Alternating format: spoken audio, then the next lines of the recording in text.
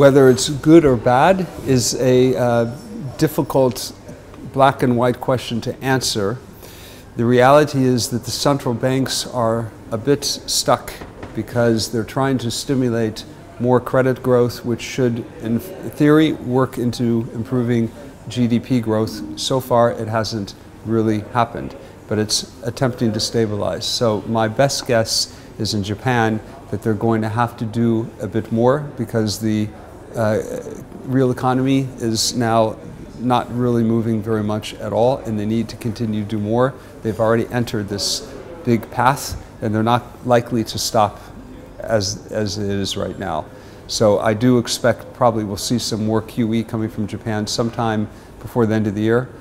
Whether the ECB does so or not is also, I think, extremely data dependent, and probably if the inflation level and the base effect starts to feed through towards the end of the year, then they might hold off and wait and see, just like the recent comment.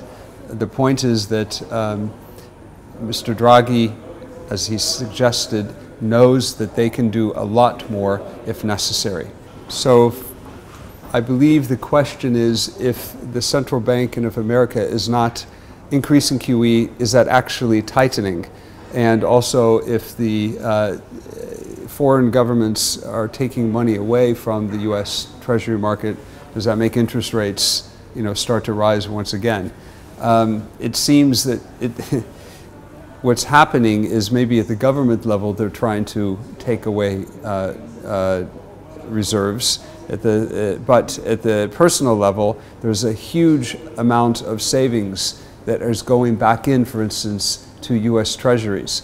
So Asia and Europe as well, individuals have very large savings rates, and they've been actually buying treasuries, and that's been offsetting what the governments have been doing at the top level. And that's likely to continue. So in a world of kind of looking for safety and looking for anywhere they can get a little bit of yield in a relatively stable environment, it's likely not to cause interest rates to spike up a lot higher. So I don't think that's going to make interest rates go up higher. It's only going to be if the real economy really starts improving.